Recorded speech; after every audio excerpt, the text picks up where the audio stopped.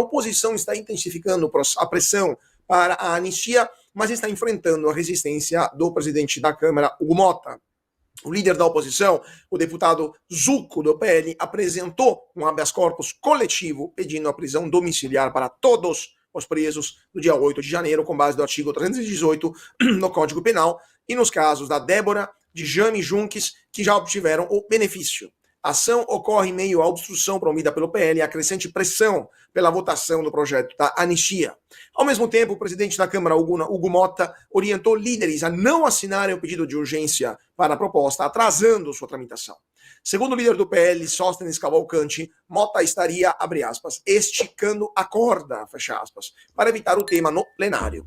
Partidos como o PP e União Brasil demonstram divisão interna e hesitação diante da proposta, enquanto a oposição intensifica articulações nos bastidores. Jorge Serrão, a questão da anistia, provavelmente o Motta está tentando pegar o PL pelo cansaço, né? Tentando criar dificuldades para que esse pedido de urgência chegue, né, até a sua mesa, né? Mas, ao mesmo tempo, será que temos tempo suficiente para que isso seja assinado, votado, apreciado, discutido, considerando que o governo está jogando para a Câmara cada vez mais propostas de interesse nacional, como essa questão da PL, da reciprocidade contra o Trump, e agora vai mandar para a Câmara a isenção de até R$5.000 do imposto de renda, todas as questões que a oposição não vai se esquivar, né, não vai conseguir se esquivar para votar. Então, para onde vai, na sua opinião, esse pedido, né, esse PL da anistia?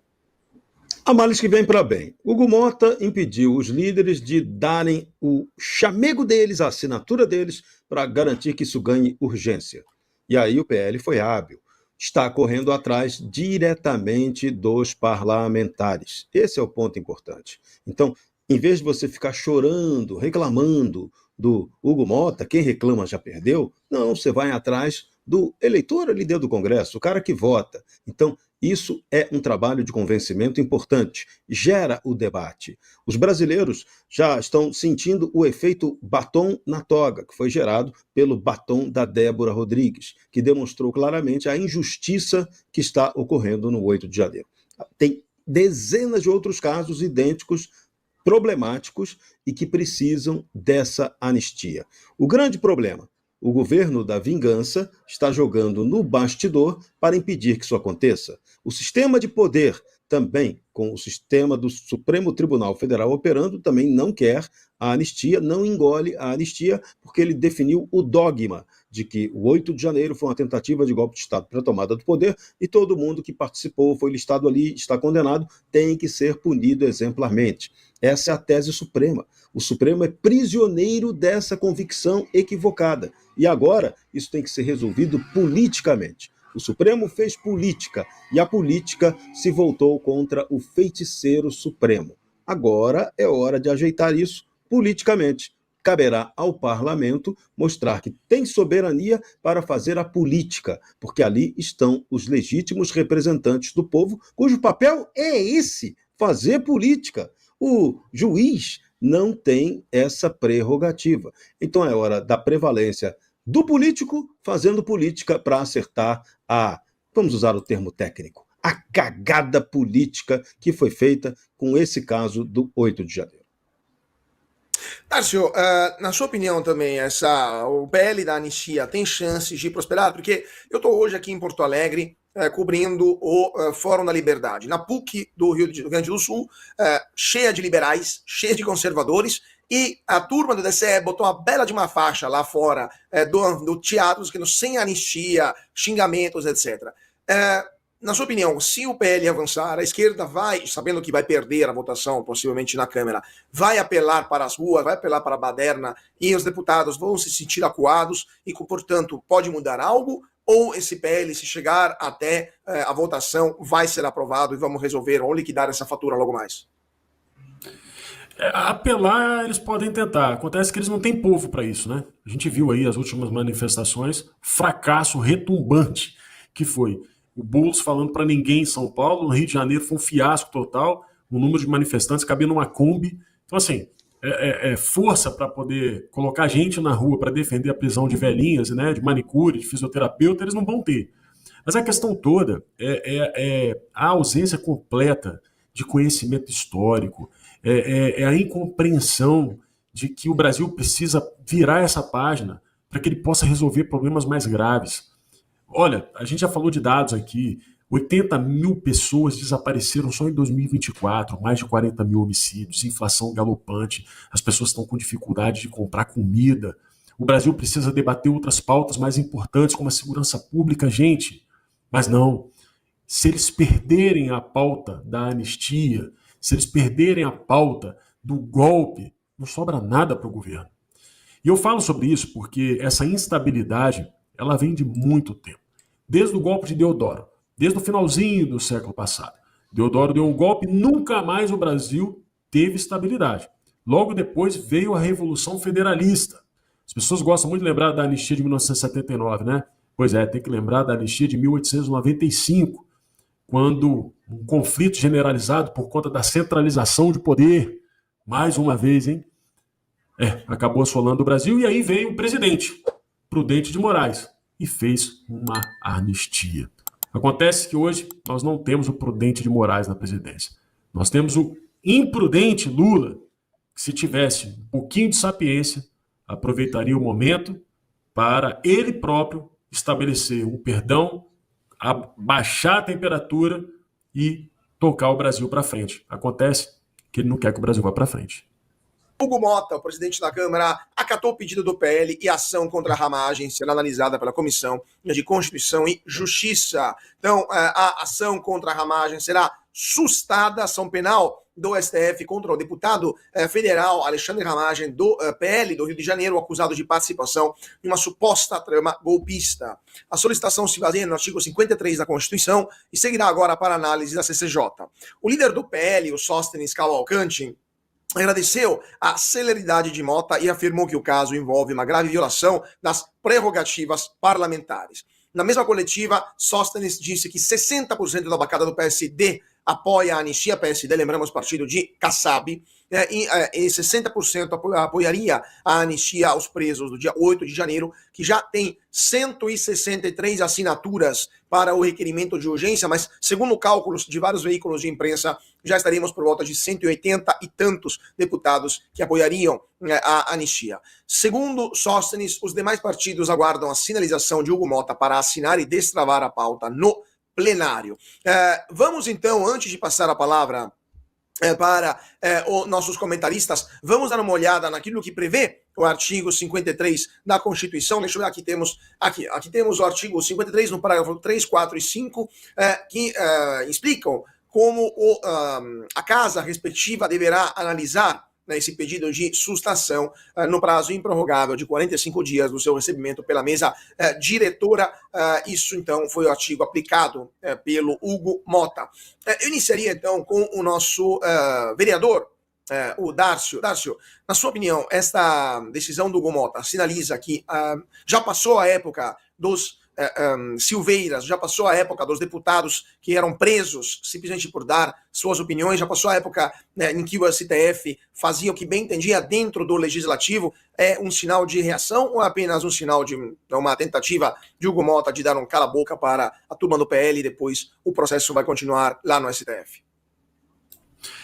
Bem, ele vai ganhar tempo agora, né? Foi para a CCJ, aí precisa ser pautado, tem toda uma discussão, então vamos com calma. Isso ainda não sinaliza nada. O recebimento da matéria já é o sinal de que a Câmara ainda está respirando com a ajuda de aparelhos, digamos assim.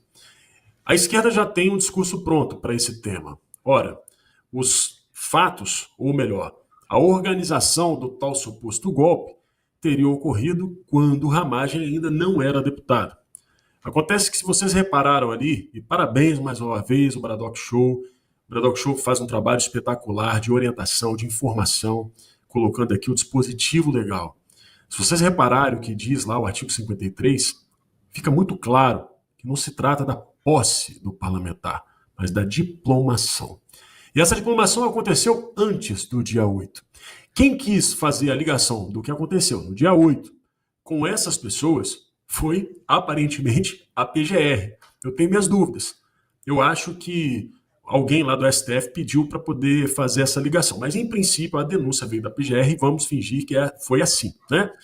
Então, no dia 8, o Ramagem já estava diplomado. Seguindo, portanto, a legislação e não a interpretação, né, dos juízes, que aqui no Brasil a gente não sabe o que pode acontecer, teoricamente, a ação precisa ser suspensa mesmo. Vamos ver agora a força dos parlamentares e a organização deles para poder avançar com esse projeto e vamos saber se o STF vai atropelar um poder da República, ignorando solenemente o que diz a Constituição. Meu amigo Cauti. Como já fez inúmeras vezes no passado recente. Jorge Serrão, a sua opinião sobre esse caso e sobre o que isso significa do ponto de vista político. Lembrando que tivemos já no passado reações a avanços do STF. Por exemplo, nunca vou esquecer o dia em que o então presidente do Senado naquela época, que era o Renan Calheiros, mandou de volta um encarregado do STF de entregar um ofício em que o STF declarava que ele perdia o cargo, basicamente, né? Declarava que ele tinha perdido o cargo, e ele disse, não, aqui quem manda é o Senado, o STF não tem nenhum tipo de poder, e essa pessoa voltou fisicamente para o STF, e ele continuou no seu mandato, no seu cargo de presidente do Senado, até o final natural do término desse mandato. Então, já houve algum tipo de reação no passado, na sua opinião, isso poderia acontecer novamente, ou os atuais presidentes da Câmara do Senado são submetidos, submissos às vontades do Supremo? Eles são submissos, mas tudo tem também o seu ponto para parar. Os exageros não podem continuar. A PGR, claramente, nessa história, cometeu um equívoco, vamos chamar assim, né? Porque quando você não lê direito o que está claramente escrito na Constituição, como é que a gente chama isso, hein? Burrice? Então tá, então chame de burrice. Agora, burrice tem que ser consertada e vai ser, aparentemente, pela vontade do parlamento, que é claro, os deputados não estão querendo repetir o que já aconteceu com Daniel Silveira, quando 364 parlamentares autorizaram que Daniel Silveira fosse processado e preso. E aquilo abriu um precedente que, se continuasse aceito, poderia levar muito mais gente aí para o chilindró, para o processo, para a perseguição. Então, o parlamento agora é escaldado. Não é que ele tenha ficado corajoso, não é que ele queira enfrentar o outro poder, nada disso. Ele apenas descobriu que tem ali uma prerrogativa e vai manter a dele quietinha. Então, provável sustação do caso do Ramagem. Só que isso vai abrir um problema grave, porque, de qualquer maneira, tudo passou pelo Supremo Tribunal Federal, que ignorou esse aspecto constitucional e aceitou a denúncia contra Bolsonaro, outros 33, incluindo o Ramagem, que não poderia ter a denúncia aceita antes da apreciação do Congresso Nacional. Então, quem coloca o carro na frente dos burros e depois bota o burro para puxar o carro de maneira equivocada, acaba tendo um resultado desastroso do ponto de vista institucional. E é isso que está acontecendo agora. Como é que conserta um erro desse? Não conserta. Então, o parlamento pode ser que dê o jeitinho dele para não deixar a crise aumentar ainda mais. Mas o nível de desmoralização de quem interpreta a lei no Brasil vai aumentando. E a população vai constatando isso e detestando. O ministro Alexandre de Moraes autorizou a quebra de sigilo entre advogado e cliente, no caso do seu ex-assessor Eduardo Tagliaferro e o seu advogado. A Polícia Federal incluiu no inquérito conversas e áudios entre Tagliaferro e o legal com autorização de Alexandre de Moraes. Essa violação do sigilo profissional ocorreu mesmo após o delegado admitir que o material não trouxe nenhuma prova relevante para a investigação. As conversas mostravam apenas orientações e estratégias de defesa, mas foram expostas publicamente no sistema do STF. O OAB chamou a ação de inadmissível e prometeu acompanhar o caso para garantir que o sigilo entre o defensor e o representado seja respeitado. Agora, eu queria ouvir a Esther Papaioanou sobre esse ponto, porque, de fato, temos, como o Serrão falou, tem um ponto em que é necessário falar basta. E nesse caso, estão violando nem as normas legais, nem os princípios do direito, o bom senso, a civilidade, a civilização, ou seja, o sigilo profissional entre cliente e advogado. E além disso, estão fazendo isso sem que nada seja aprovado, não tem nada naqueles grampos, naquelas interceptações. Mas mesmo assim estão lá no arquivo publicamente do Supremo, no arquivo público do Supremo. Ou seja, eles estão querendo demonstrar poder, eles estão querendo intimidar as pessoas, ou como o Serrão falou, é só burrice mesmo e não sabe o que estão falando. Então, o que estão fazendo, no caso. Não, é demonstração de poder e tentativa de intimidação. Isso, para mim, é uma obviedade, tá? Mas isso também está acontecendo porque a OAB há muito tempo vem deixando de lado a defesa dos interesses da advocacia, tá?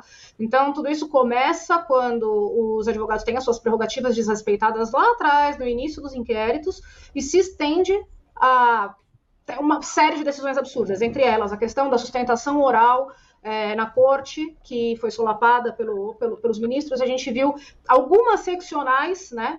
Porque a OAB ela tem a federal, que é a que cuida de todas as outras no estado, tem no estado e as regionais. Então, algumas seccionais se manifestaram, mas a OAB, de fato, ela não vem tomando uma posição que seja firme para defender as prerrogativas dos advogados, mesmo podendo fazê-lo.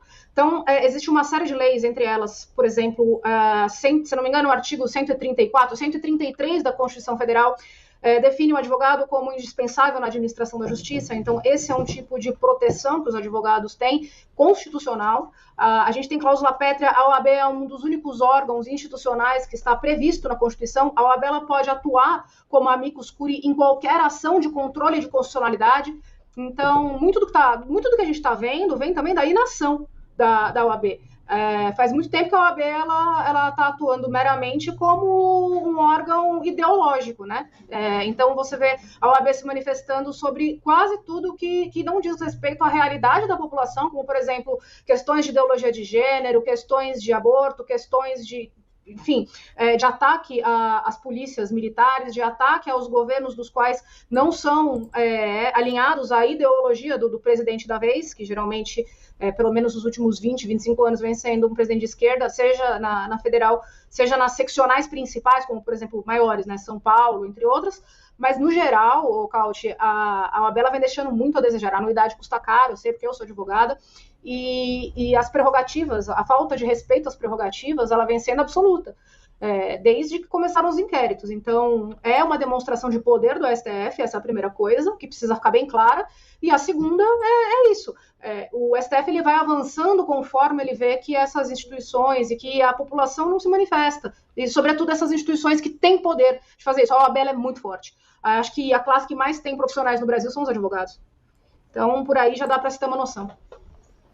Pois é, né? O OAB que também tem um histórico, né? Uma memória histórica muito forte. Na época do governo militar, se tornou um símbolo também, né? De tentar defender as prerrogativas dos cidadãos brasileiros, mas essa memória, pelo menos entre 2018 e 2022, foi, no mínimo, manchada, né? Por aquilo que a OAB fez, especialmente durante a pandemia, né? Mas eu queria ouvir também o Darcio sobre esse ponto, porque, né, de fato, não é a primeira vez que o ministro Alexandre de Moraes e outros ministros também violam as prerrogativas dos advogados. Por exemplo, a questão da proibição das sustentações orais nos processos do dia 8 de janeiro, o não acesso aos autos, processos sigilosos por tempo excessivo. Ainda hoje tem gente que será condenada e sem ter as pessoas que estão junto com o presidente Bolsonaro, né, nesse processo, advogados denunciam que não tiveram acesso pleno aos autos, pessoas que estão em carceração preventiva por tempo demais, e poderia continuar ao longo de todo o Bradock. Mas eu queria ouvir o Darcio. A OAB finalmente acordou? Eles entenderam que os próximos poderiam ser eles se ficarem calados demais? Ou simplesmente esse caso era tão escancarado que não podiam fazer nada senão gritar o escândalo? O problema todo é que é um órgão que estava morrendo, né? Nenhum advogado hoje se sente representado pela OAB. Então, algumas representações em toda a federação começaram a se levantar ainda de forma muito modesta. Vamos ser honestos aqui. Mas, infelizmente, ainda é muito pouco ou quase nada. Para existir a OAB, precisa existir direito. Sem direito não tem como existir a advocacia. E, infelizmente, a gente já assistiu a OAB se levantar várias vezes ao longo da história brasileira, mas dessa vez a OAB tem uma dívida com a nação. Infelizmente, a OAB não vem defendendo nem a sociedade, nem a Constituição, e muito menos os operadores do direito que nela confiaram Pois é. E agora a gente tem visto absurdos, como o caso do Sebastião Coelho. A gente viu um ex-desembargador que exerce a profissão de advogado com muita excelência sendo detido no Supremo. A gente assistiu o Paulo Faria sofrendo ameaças por perquirir e querer escrutinar o processo do seu cliente, do seu assistido, que era o Daniel Silveira. Lamentavelmente, em toda essa história, a gente sempre fala das páginas escritas, né, desse momento tenebroso brasileiro. A OAB faz parte de um capítulo muito triste, Caute. E eu só espero que agora, nesse momento em que o expurgo alexandrino começou, né, porque isso aí está muito parecido com a história do Nikolai Azov, né, que era o chefe da NKVD do Stalin, né, que depois ele próprio acabou sendo eliminado. Então, bem, agora que o expurgo alexandrino começou, eu espero que pelo menos os advogados dos expurgados sejam poupados da eliminação política e social, enfim, alexandrino, por enquanto, né? Por enquanto está só nesse nível. Lula hoje quebrou o protocolo em encontro reservado com a cúpula do Senado. Fez um movimento incomum, se reuniu com o presidente Davi Alcolumbre na residência oficial, né, e também com líderes do Senado na residência oficial do presidente da Casa. A visita de Lula à casa do presidente do Senado quebra o protocolo, já que tradicionalmente essas reuniões ocorrem no Palácio do Planalto. A ministra de Relações Institucionais, Gleisi Hoffmann, também participou do encontro reservado com a cúpula do Senado. O motivo oficial da reunião não foi divulgado, aumentando as especulações sobre possíveis negociações de bastidores. Sté, na sua opinião, o Lula está tentando articular, está tentando mexer os pauzinhos para impedir que o PL da anistia de um lado e que outras pautas que o desagradem sejam aprovadas, o que ele está articulando com o Senado, onde, lembramos, o PT tem uma minoria ínfima de senadores e que poderia lhe criar maiores dificuldades. É aquela história, né, Caute? O PT tem uma minoria ínfima de senadores, mas a composição do Senado ela é ingrata hoje, né? E o PT sabe que ele já perdeu no Congresso. Então, se 160 e poucos parlamentares assinaram o requerimento de urgência, e se a gente considerar que um pouco mais de 250 votos já é suficiente para o PL da anistia passar na Câmara, isso significa que o PL já está parcialmente aprovado. O Lula sabe disso. E pior, uma parcela da esquerda hoje está trabalhando, inclusive, para o PL da anistia, a exemplo do líder do PSB, que é o partido de um dos ministros do Lula. Então, o líder do PSB na Câmara, ele sugeriu para que o Lula fizesse o indulto dos presos do 8 de janeiro, tá? O nome do deputado é Pedro Campos, ele é do PSB da Bahia, e ele vem trabalhando em prol disso porque ele já entendeu o seguinte: apesar do Partido dos Trabalhadores e da esquerda como um todo, eles terem ali as universidades, a imprensa, enfim, todo esse arcabouço cultural que acaba dominando, eles muitas vezes fazem valer as próprias narrativas, basta um bom símbolo, como o símbolo do batom da Débora, para que tudo vá por água abaixo. Então, tendo esse conhecimento e vendo o que aconteceu com a Débora e quando a narrativa se tornou insustentável, que o STF foi obrigado praticamente a colocar essa moça em prisão domiciliar, acaba que fica difícil, né, você manter uma narrativa. E além disso, o Caute, me parece também que o Lula ele tem alguns projetos que são prioritários, ele precisa correr com eles. Então, ele precisa começar a cumprir promessa de campanha. Então, tem a questão lá da isenção de imposto de renda para quem ganha até R$5.000, tem outras reformas que ele necessariamente precisa fazer e ele tem uma eleição para correr. Apesar de eu saber de conversa de bastidor que o PT está dividido, o próprio PT está dividido para saber quem vai correr a eleição de 26. Mas o fato é que ele não consegue sequer viabilizar um poste, tá, se ele não cumprir determinadas promessas desse primeiro mandato dele. Tudo bem que ele entregou nesse primeiro mandato uma campanha sem um plano de governo, mas ainda assim era possível saber quais eram as promessas. E não está entregando nem picanha, a verdade é essa, tá? E então ele precisa entregar esses 5 mil. A segurança pública é um fator que está impactando demais o governo federal, então ele está tentando aí com uns projetos meio capengas, tentando ver se vai conseguir resolver essa questão. Então, tudo isso precisa ser conversado no Senado, porque ele sabe que em determinado ponto dos projetos do governo, ele consegue no Congresso, tá? Mas e no Senado? Ele vai precisar negociar muito bem. E como que tá a moeda de troca do governo, que é cargo, que é emenda. Todas essas coisas têm que ser colocadas na ponta do lápis, ele tem que ter essa previsibilidade, a economia já está à bancarrota. Então, se tudo isso não for colocado em previsibilidade, isso só dá para se conversar, meu amigo, em jantar de portas fechadas. Você não vai conseguir conversar disso no Palácio do Planalto. E é isso que eu acho, tá? Tem a questão da anistia, mas ele tem uma reeleição para correr. É isso.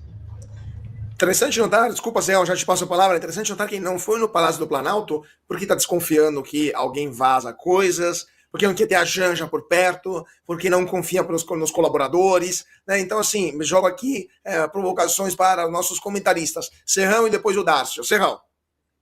É muito boa a ideia do indulto de Lula ao pessoal do 8 de janeiro, só que ela vem já com um atraso imperdoável.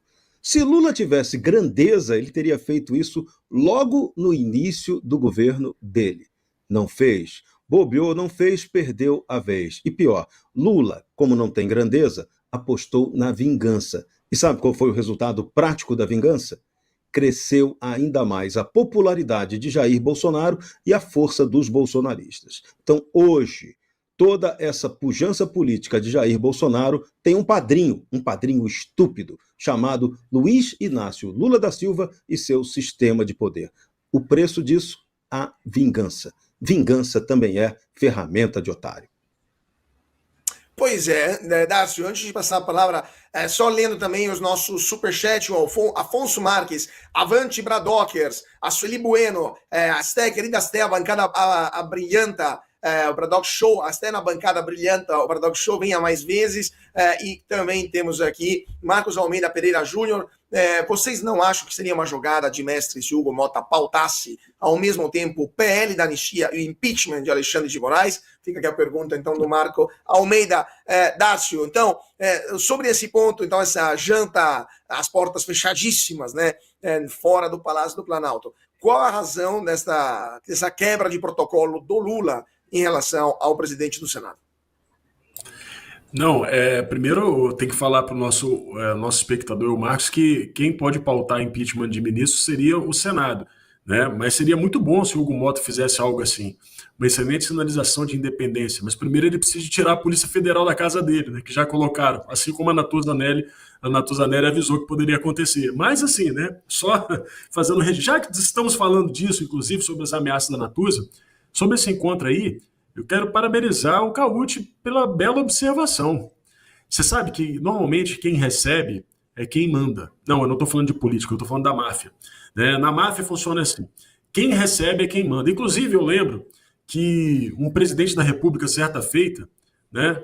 Quer dizer, uma presidente da República, certa feita, saiu lá do Palácio do Planalto, viajou lá para São Bernardo do Campo para ser recebida por um sujeito que apareceu na varanda dele, para que a sinalização fosse dada para a classe política sobre quem manda.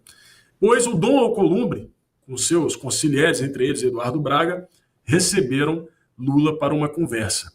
Eu acho que, para além de todas as conversas sobre a questão da isenção de impostos, a questão da anistia, entre outras coisas, o recado de que a bola está com Alcolumbre foi dada para toda a classe política. Claro, não estou falando de máfia aqui, estou falando agora de política.